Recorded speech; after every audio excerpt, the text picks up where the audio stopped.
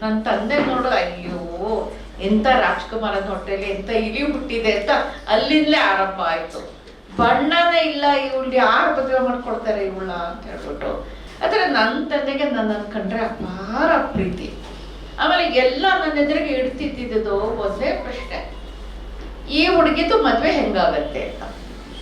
ಆಗುವುದೇ ಇಲ್ಲ ಅಂತ ಶರ ಬರ್ದ್ಬಿಟ್ಟಿದ್ರು. ಇಲ್ಲ, ನನ್ನ ಬಣ್ಣ, ನನ್ನ ಎತ್ತರ, ನಾನು ಚೆನ್ನಾಗಿಲ್ಲ, ನನ್ನ ಕುರೂಪಿ ಅನ್ನೋ ಈ ಎಲ್ಲ ವಿಷಯಗಳನ್ನು ಕೂಡ ಅಕ್ಸೆಪ್ಟ್ ಮಾಡಿಕೊಂಡು ಅದನ್ನ ಮೀರಬೇಕು ಅಂತಂಥದ್ದು.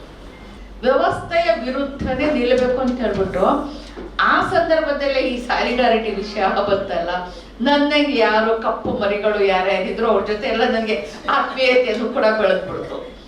ಒಂದ್ ಹೇಳಿದ್ರೆ ಎದುರಾಡ್ಲೇಬೇಕು ಅನ್ನುವಂಥ ಪ್ರವೃತ್ತಿ ಬೆಳೀತು. ಒಪ್ಕೊಳ್ತಿರ್ಲಿಲ್ಲ, ನಾನು ಒಪ್ಕೊಳ್ತಾ ಇರಲಿಲ್ಲ. ಕಪ್ಪಿದ್ರೆ ಏನಂತೆ, ಇವಾಗ ಏನಂತೆ.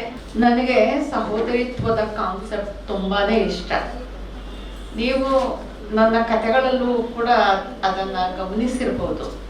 ಒಂದು ಬಹಳ ಮುಖ್ಯವಾದಂತಹ ಒಂದು ಉದಾಹರಣೆ ಕೊಡ್ಬೋದು ಅಂದ್ರೆ, ಒಂದು ಫಿಲಮ್ ಕೂಡ ನೋಡಿದ್ದೀರಿ, ಹಸೀನಾ ಅನ್ನುವಂಥ ಫಿಲಮ್.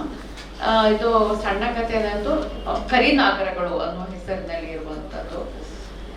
ಅದರಲ್ಲಿ ಅಂತೂ ಒಬ್ಬಳೇ ಒಬ್ಬ ಹೆಣ್ಮಗಳು ತನಗಾಗಿರ್ತಕ್ಕಂಥ ಒಂದು ನೋವಿಗೆ ನ್ಯಾಯವನ್ನ ಕೇಳಿ ಮಸೀದಿಯ ಎದುರಿಗೆ ಧರಣಿ ಹೂಡ್ತಾಳೆ. ಧರಣಿ ಹೂಡುವ ಕಾನ್ಸೆಪ್ಟ್ ಇಲ್ವೇ ಇಲ್ಲ ಮುಸ್ಲಿಮರಲ್ಲಿ. ಇದು ಇಲ್ಲ, ಇದು ಏನಿದ್ರು ಸಾಮಾಜಿಕವಾಗಿ ಅವಳು ಅದನ್ನ ಅಂತರ್ಗತ ಮಾಡ್ಕೊಂಡಿರ್ತಕ್ಕಂಥ ವಿಷಯ. ಹೀಗಾಗಿ ಅವಳು ಹೋಗ್ಬಿಟ್ಟು ಅಲ್ಲಿ ಧರಣಿ ಹೂಡ್ತಾಳೆ. ಅಲ್ಲಿವರೆಗೂ ಕೂಡ ಅವಳ ವಿಷಯ ಇದೆಯಲ್ಲ, ಗಂಡ ಅವಳ ಮೇಲೆ ಹಿಂಸೆ ಮಾಡೋದು, ಹೆಣ್ಣು ಮಕ್ಕಳ ತಾಯಿ ಅಂತ ಅವಳನ್ನ ಇಗ್ನೋರ್ ಮಾಡೋದು, ಆಟೋ ರಿಕ್ಷಾ ಡ್ರೈವರ್ ಅವನು ನನ್ನ ಆಟೋ ರಿಕ್ಷಾದ ಸಾಮ್ರಾಜ್ಯಕ್ಕೆ ಗಂಡು ಹುಟ್ಲಿಲ್ಲ ಅಂತ ಅವಳನ್ನ ಮೂಲೆ ಗುಂಪು ಮಾಡೋದು, ಬೇರೊಬ್ಬ ಹೆಣ್ಣಿನ ಜೊತೆಯಲ್ಲಿ ಆತ ಮದುವೆ ಆಗ್ಲಿಕ್ಕೆ ಪ್ರಯತ್ನ ಪಡ್ತಾ ಇರುವಂಥದ್ದು. ಈ ವಿಷಯವನ್ನ ಆಕೆ ಒಂದು ಸಾಂಸ್ಥಿಕ ಸ್ವರೂಪದ, ಒಂದು ಧಾರ್ಮಿಕ ಸ್ವರೂಪದ ಒಂದು ವ್ಯವಸ್ಥೆಯಲ್ಲಿ ಹೋಗಿ ಪ್ರಶ್ನೆ ಮಾಡ್ತಾಳೆ ಅವಳು. ಅಲ್ಲಿ ಕೂಡ ಅಡ್ಜಸ್ಟ್ಮೆಂಟ್ಗಳಿರ್ತವೆ, ಅಲ್ಲಿ ಕೂಡ ಪುರುಷ ಪ್ರಾಧಾನ್ಯತೆಯ ಎಲ್ಲ ರೀತಿಯ ವ್ಯವಸ್ಥೆ ಇರುತ್ತೆ. ಇವಳಿಗೆ ನೆರವು ಸಿಗುವುದಿಲ್ಲ, ನ್ಯಾಯ ಸಿಗುವುದಿಲ್ಲ. ಅಂತಹ ವ್ಯವಸ್ಥೆಯಲ್ಲಿ ಅವಳು ಯಾವ ತನ್ನ ಮಗಳಿಗಾಗಿ ಹೋರಾಟ ಮಾಡ್ತಿರ್ತಾಳ, ಕೊನೆಯಲ್ಲಿ ಅವಳು ಸತ್ತೋಗ್ತಾಳೆ. ಆಗ ಇಡೀ ಮೊಹಲ್ಲಾದ ಹೆಣ್ಣು ಮಕ್ಕಳು ತೋರ್ತಕ್ಕಂಥ ಒಂದು ಸಹೋದರಿತ್ವ ಇದೆಯಲ್ಲ, ಒಂದು ಸಾಂಘಿಕ ಪ್ರಯತ್ನ ಇದೆಯಲ್ಲ, ಪ್ರತಿಯೊಬ್ಬರು ಕೂಡ ಆ ಇಡೀ ವ್ಯವಸ್ಥೆಯ ವಿರುದ್ಧ ಮೌನವನ್ನು ಮುರಿತಾರೆ. ಬಹಳ ವಿಶಿಷ್ಟವಾಗಿ, ಜೋರಾಗಿ, ಗಂಭೀರವಾಗಿ, ಗಟ್ಟಿ ಧ್ವನಿಯಲ್ಲಿ ಲೇವಡಿ ಮಾಡ್ತಾರೆ, ತಮಾಷೆ ಮಾಡ್ತಾರೆ ಆ ವ್ಯವಸ್ಥೆಯ ಮುಖ್ಯಸ್ಥನನ್ನ. ಮತ್ತೆ ಆ ಹೆಣ್ಣು ಮಗಳ ಪರವಾಗಿ ಅಲ್ಲಿನ ಮುಖ್ಯಸ್ಥ ಮುತ್ತುವರಿಯ ಹೆಂಡತಿನೇ ತಟ್ಟೆಗಳಲ್ಲಿ ಊಟ ತಗೊಂಡೋಗ್ಬಿಟ್ಟು ಅಲ್ಲಿ ನಿಂತು ಆ ಮಕ್ಕಳಿಗೆ, ತಾಯಿಗೆ ತಿನ್ನಿಸಿ ಬರ್. ಇದು ಸಹೋದರಿತ್ವ ಅಲ್ವಾ? ನಾವು ಬಹಳ ದೊಡ್ಡ ದೊಡ್ಡ ಕೆಲಸಗಳನ್ನ ಮಾಡೋದಿಲ್ಲ ನಾವು, ಆದ್ರೆ ಹಂಚಿಕೊಳ್ಳೋದಿದೆಯಲ್ಲ, ನೋವನ್ನ ಹಂಚ್ಕೊಳ್ಳೋದು, ಪ್ರೀತಿಯನ್ನ ಹಂಚ್ಕೊಳ್ಳೋದು, ಸಂಭ್ರಮವನ್ನ ಹಂಚ್ಕೊಳ್ಳೋದು. ಸ್ತ್ರೀವಾದಿಗಳಿಗೆ ಬರೀ ನೋವೇ ಇರೋದ? ನಿಮ್ಗೇನು ಕೂಡ ನಗು ಇರೋದಿಲ್ವಾ, ಸಂತೋಷ ಇರೋದಿಲ್ವಾ ಅಂತ ಹೇಳ್ಬಿಟ್ಟು ಕೇಳ್ತಾ ಇದೆ. ನಮ್ಗೆ ಯಾರು ಹೇಳಿದ್ರು ಇಲ್ಲ ಅಂತ. ನಮ್ಗೆ ಸಂಸ್ಕೃತಿನೂ ಇದೆ, ಸಂಭ್ರಮನೂ ಇದೆ, ನಮಗೆ ನಗು ಕೂಡ ಇದೆ, ನಮ್ಗೆ ಸಂತೋಷ ಕೂಡ ಇದೆ, ಇಲ್ಲ ಅಂತ ಹೇಳೋದಿಲ್ಲ. ಆದ್ರೆ ಅವುಗಳೆಲ್ಲವೂ ಕೂಡ ಇಷ್ಟೇ ನಗಬೇಕು, ಇಷ್ಟೇ ಸಂಭ್ರಮ ಪಡ್ಬೇಕು, ಹಿಂಗೆ ಸಂಭ್ರಮ ಪಡ್ಬೇಕು ಅನ್ನೋ ಒಂದು ಆದೇಶಗಳಿವೆಯಲ್ಲ, ಅಲಿಖಿತವಾದಂತಹ ಆದೇಶಗಳು. ಆ ಆದೇಶಗಳನ್ನ ಮೀರಿ ಸಂಭ್ರಮ ಪಡ್ತಾರೆ. ಅದೇ ಸಹೋದರಿತ್ವ. ಮತ್ತೆ ಸಹೋದರಿತ್ವ ಹೇಗಿರ್ಬೇಕು ಅಂದ್ರೆ ಸಹಜವಾಗಿರ್ಬೇಕು. ಏನು ಈಗ ನೋಡೋಣ, ನಾನು ಈ ಉದಾಹರಣೆ ಹಿಂದೆ ಕೂಡ ಮಾತಾಡಿದ್ದೀನಿ. ಈಗ ನಾವು ಬೆಂಗಳೂರಿನ ಬಹಳ ಜನನಿಬಿಡವಾದ ರಸ್ತೆಯಲ್ಲಿ ಬರ್ತಾ ಇರ್ತೀವಿ. ಅಲ್ಲಿ ಯಾರ್ದೋ ಒಬ್ಬ ಹೆಣ್ಣು ಮಕ್ಕಳು ತುಂಬಾ ಬಸರಿ ರಸ್ತೆಯಲ್ಲಿ ಬಿತ್ತು ಹೋಗ್ತಾಳೆ. ಅವಳ ಹೆರಿಗೆಯ ಸಮಯ, ಆಂಬುಲೆನ್ಸ್ ಕರೆದಿರ್ತಾರೆ, ಬರತ್ತೆ, ಏನೇನೋ ಆಗ್ತಿರುತ್ತೆ. ಆದ್ರೆ ತತ್ಕ್ಷಣ ಯಾರೇ ಹೆಣ್ಮಗಳಿದ್ರು, ಯಾವ ಜಾತಿಯ ಹೆಣ್ಮಗಳು ಇದ್ರು, ಕೂಡ್ಲೆ ಅವಳ ನೆರವಿಗೆ ಬರೋದಿಲ್ವಾ? ಯಾರೋ ತನ್ನ ಸೆರಗನ್ನ ತೆಗೆದು ಮರೆ ಮಾಡೋದಿಲ್ವಾ? ಯಾರೇ ಇರ್ಲಿ, ಅವಳು ಯಾವ ಜಾತಿ ಅಂತ ಕೇಳೋದಿಲ್ಲ ಯಾರು ಅಂತ. ಹೆಣ್ಣು ಆಕೆ ನನ್ನ ಸಹೋದರಿ, ನನ್ನ ಅಕ್ಕ ತಂಗಿ, ನನ್ನಂಥ ಒಂದು ಜೀವ ಅಂತ ಮಿಡಿಯೋದಿದೆಯಲ್ಲ, ಅದೇ ಸಂತು ಮುಖ್ಯ ಅಂಶ. I think it is an inherent character. It never sprang up. ಎಲ್ಲೋ ಒಂದು ಕ್ಷಣದಲ್ಲಿ ಅದು ಉಕ್ಕಿ ಬರಲಿಲ್ಲ. ಅದು ಅಂತರ್ಗತವಾಗಿ ಅದು ನನ್ನ ಬಹಳ ಮೂಲಭೂತವಾದಂಥ ಗುಣ ಅಂತ ಅನ್ಸುತ್ತೆ. ಆದರೆ ನನಗೆ ಅದ್ರ ಬಗ್ಗೆ ನನಗೆ ಹೆಚ್ಚು ಪ್ರಕಟ ಆಗ್ಲಿಕ್ಕೆ ಕಾರಣ ಅಂತ ಹೇಳಿದ್ರೆ, ಒಂದು ನನ್ನ ಒಂದು ಮಾನಸಿಕ ಮತ್ತೆ ಕೌಟುಂಬಿಕ ಸ್ಥಿತಿ ಕೂಡ ಕಾರಣ. ನನ್ನ ತಂದೆ ತುಂಬಾ ಸ್ಫುರದ್ರೂಪಿಯಾಗಿದ್ರು. ಒಳ್ಳೆ ಎತ್ತರ ಆಯ್ತು, ಒಳ್ಳೆ ಬಣ್ಣ ಆಯ್ತು, ಒಂದ್ ಸ್ವಲ್ಪ ಹಸಿರು ಮಿಶ್ರಿತ ಒಂಥರ ಕಂದು ಬಣ್ಣ, ತುಂಬಾನೇ ಆಕರ್ಷಕ ವ್ಯಕ್ತಿತ್ವ ಅವರದ್ದು. ನನ್ನ ತಾಯಿ ಹಾಗಿರ್ಲಿಲ್ಲ. ಆಕೆ ಪಾಪ ಕುಳ್ಳಿ, ಸ್ವಲ್ಪ ಕಂದು ಬಣ್ಣ, ಆ ಥರದ್ದು ನಮ್ಮ ದ್ರಾವಿಡಿಯನ್ ಕ್ಯಾರೆಕ್ಟರ್ನ ಹೆಣ್ಮಗಳಾಗಿದ್ರು. ಮದುವೆ ಆಯ್ತು. ಮೊದಲೆಲ್ಲ ಕುಟುಂಬಸ್ಥರ ಒತ್ತಡದ ಮೇಲೆ ಅವ್ರು ಮದುವೆ ಆಗ್ತಿದ್ದ. ಆಯ್ತು. ಆಕೆ ಒಂಥರ ಏನ್ ಹೇಳ್ತಾರೆ, ಬಾಲವಧು ಅಂತ ಹೇಳ್ತಾರೆ. 12 ವರ್ಷಕ್ಕೆ ಮದುವೆ ಆಯ್ತು. 13ನೇ ವರ್ಷಕ್ಕೆ ಆಕೆ ಹೆಣ್ಣಾದ್ರು. 14ಕ್ಕೆ ನಾನೇ ಜನ್ಮ ತಳೆದು ಬಿಟ್ಟಿದ್ದೆ ಹಿರಿಮಗಳಾಗಿ.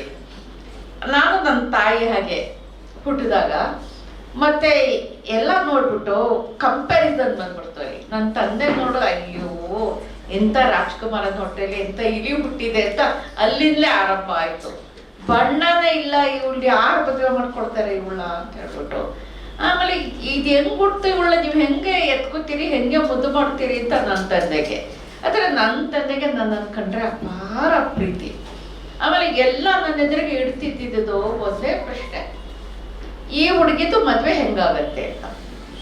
ಆಗುವುದೇ ಇಲ್ಲ ಅಂತ ಶರ ಬಂದ್ಬಿಟ್ಟಿದ್ರು. ಎಲ್ಲ ನೆಂಟರು, ಇಷ್ಟರು, ಸಮಾಜದವರು, ನೆರೆ ಹೊರೆಯವರು, ಅಕ್ಕಪಕ್ಕದವರು ಎಲ್ಲ ಆ ಥರತ್ತೆ ನನ್ನನ್ನು ಕಾಡಿಸ್ಬಿಟ್ರು. ಅಲ್ಲಿಂದ ನಾನು ರಿವೋಲ್ಟ್ ಆಗ್ಲಿಕ್ಕೆ ಪ್ರಾರಂಭ ಮಾಡಿದೆ. ಆ ಕ್ಷಣದಿಂದ ಅಯ್ಯೋ ಕಪ್ಪಗಾಗಿದ್ರೇನು, ನಾನು ಮನುಷ್ಯಳಲ್ವಾ, ನಾನೇನು ಬಣ್ಣ ಅದು ಪ್ರಯತ್ನ ಪಡೆದೆ. ಸ್ವಲ್ಪ ಬಣ್ಣ ಹಚ್ಕೊಳ್ಳೋದು ಅದು ಏನೇನೋ ಮಾಡಿದೆ ಆ ಕಾಲದಲ್ಲಿ ಸರಿಯಾಗಿ. ಆದ್ರೆ ಅದು ಯಾವುದು ನನಗೆ ಸ್ಯಾಟಿಸ್ಫ್ಯಾಕ್ಷನ್ ಕೊಡ್ಲಿಲ್ಲ. ಯಾಕೆಂದ್ರೆ ಪೌಡ್ರ್ ಹಚ್ಚಿದ್ರು ಕೂಡ ಒಂಥರ ಈ ಹೊಗೆ ಹಚ್ಚಿದ ಗೋಡೆಗೆ ಸುಣ್ಣ ಬಳದಂತ ಅದು ನನಗೆ ಅದು ಇಷ್ಟ ಆಗ್ತಾ ಇರ್ಲಿಲ್ಲ. ಕೊನೆಗೆ ಅಕ್ಸೆಪ್ಟ್ ಮಾಡ್ಕೊಂಡೆ ನಾನು. ನನ್ನ ಬಣ್ಣ, ನನ್ನ ಎತ್ತರ, ನಾನು ಚೆನ್ನಾಗಿಲ್ಲ, ನನ್ನ ಕುರೂಪಿ ಅನ್ನೋ ಈ ಎಲ್ಲ ವಿಷಯಗಳನ್ನು ಕೂಡ ಅಕ್ಸೆಪ್ಟ್ ಮಾಡಿಕೊಂಡು ಅದನ್ನ ಮೀರಬೇಕು ಅಂತದ್ದು. ಮೀರ್ಬೇಕಾದ್ರೆ ಏನ್ ಮಾಡ್ಬೇಕು? ವ್ಯವಸ್ಥೆ ಜೊತೆ ಹೊಂದಾಣಿಕೆ ಆಗೋದಿಲ್ಲ ನನಗೆ. ವ್ಯವಸ್ಥೆಯ ವಿರುದ್ಧನೇ ನಿಲ್ಲಬೇಕು ಅಂತ ಹೇಳ್ಬಿಟ್ಟು ಆ ಸಂದರ್ಭದಲ್ಲೇ ಈ ಸಾಲಿಡಾರಿಟಿ ವಿಷಯ ಬಂತಲ್ಲ. ನನಗೆ ಯಾರು ಕಪ್ಪು ಮರಿಗಳು ಯಾರ್ಯಾರಿದ್ರು ಅವ್ರ ಜೊತೆ ಎಲ್ಲ ನನಗೆ ಆತ್ಮೀಯತೆಯನ್ನು ಕೂಡ ಬೆಳೆದ್ಬಿಡ್ತು. ಹೀಗಾಗಿ ಬಹುಶಃ ಅದು ನನ್ನ ಬಾಲ್ಯದಿಂದ ಬಹಳ ಚಿಕ್ಕಳಾಗಿದ್ದಾಗಿದ್ಲೆ ಅದು ಬಹಳ ಮೂದಲಿಕೆ, ಒಂಥರ ಬಹಳ ಹಿಂಸೆ. ಅಂದ್ರೆ ಎಲ್ಲ ಯಾಕೆ ಅಷ್ಟು ಪ್ರಜ್ಞಾಪೂರ್ವಕವಾಗಿ ಅಥವಾ ಅಪ್ರಜ್ಞಾಪೂರ್ವಕವಾಗಿ ಆ ಥರದ ಕಾಟ ಕೊಡ್ತಾ ಇದ್ರು. ಅವ್ರ ಮನೆ ಮಕ್ಕಳಿಗೇನೆ, ಅವ್ರ ಕುಟುಂಬದ ಮಕ್ಕಳಿಗೇನೆ ಆ ಥರ ಕಾಟ ಕೊಡ್ತಾ ಇದ್ರು. ಎಷ್ಟು ಸಹಜವಾಗಿ ಅಕ್ಸೆಪ್ಟ್ ಮಾಡ್ಕೊಬಿಟ್ಟಿದ್ರು. ಬಿಳಿ ಬಣ್ಣ ಇರಬೇಕು, ನೋಡ್ಲಿಕ್ಕೆ ಚಂದ ಇರಬೇಕು ಅಂತ ಹೇಳ್ಬಿಟ್ಟು. ತಂದೆ ಕುಟುಂಬದಲ್ಲಿ ಎಲ್ಲ ಚೆನ್ನಾಗೇ ಇದ್ರು, ತಾಯಿ ಕುಟುಂಬದಲ್ಲೇ ಚೆನ್ನಾಗಿದ್ರು. ನಾವು ಒಂದು 2-3 ಜನ ಈ ಥರದ ಹುಟ್ಟಿದ್ದು.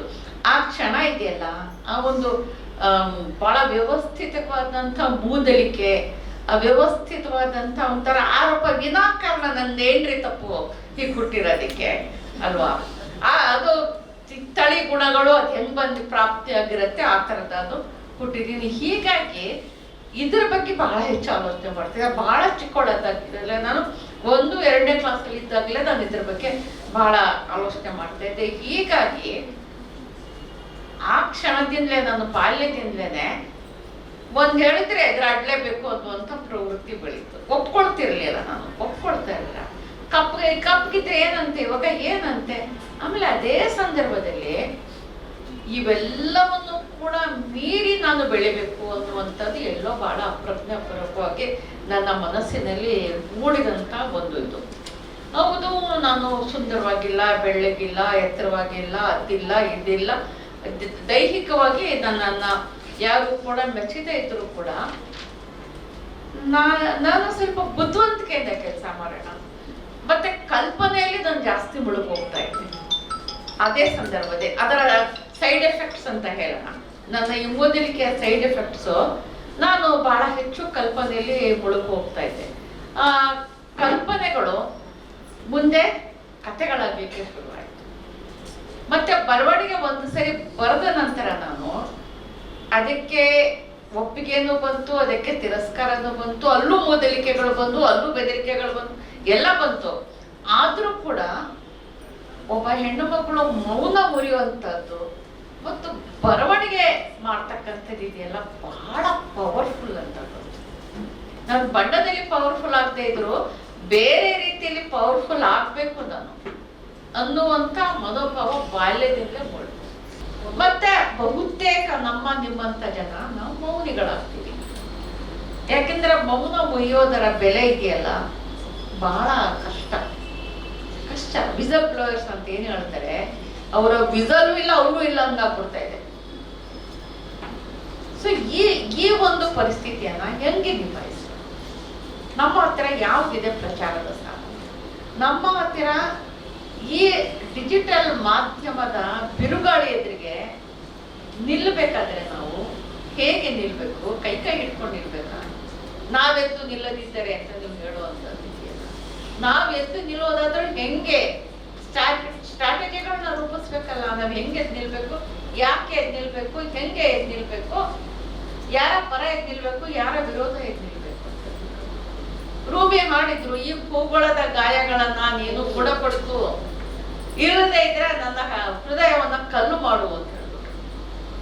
ಕಲ್ಲು ಮಾಡಿದ್ರು ದ್ರವಿಸತ್ತೆ ಮಾರ್ಯಾರೆ ನಮ್ಮ ಹೃದಯ. ನಾವು ಕಲ್ಲುಗಳನ್ನ ಮಾಡಿದ್ರು ದ್ರವಿಸತ್ತೆ, ನೋಡ್ಲಿಕ್ಕೂ ಆಗೋದಿಲ್ಲ. ಆದ್ರೆ ಎಷ್ಟು ಸುಲಭ ಒಪ್ಕೊಂಡ್ಬಿಟ್ಟಿದೀವಿ ನಾವು. ನಮಗೆ ಈ ಯುದ್ಧ ಅಂದ್ರೆ ಗ್ಯಾಸ್ ಅಷ್ಟೇ.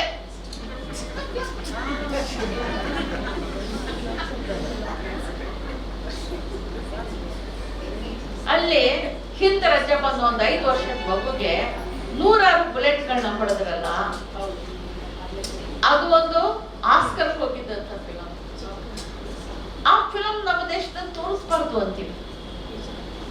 ನಮ್ಮ ನಿಲುವುಗಳಿವೆ ಅಲ್ಲ, ಆ ನಿಲುವುಗಳನ್ನು ಪ್ರತಿಪಾದಿಸ್ತಕ್ಕಂಥ ಸ್ಟ್ರಾಟಜಿ ಇದೆಯಲ್ಲ, ಅದ್ರ ಎದುರಿಗೆ ನಾವುಗಳೆಲ್ಲ ಮೌನಿಗಳಾಗ್ಬಿಟ್ಟಿದೀವಿ. ಮೌನಿಗಳ ಯಾಕೆ ಆಗಿದೀವಿ ಅಂದ್ರೆ ಆ ಪರ್ಸಿಕ್ಯೂಷನ್ ಇದೆಯಲ್ಲ, ಆ ಹಿಂಸೆ ಯಾತನೆ ಇದೆಯಲ್ಲ, ನೋವು ಇದೆಯಲ್ಲ, ಅದನ್ನು ಎದುರಿಸ್ತಕ್ಕಂಥ ತಾಕತ್ತು ನಮಗೆ ಬರಬೇಕು.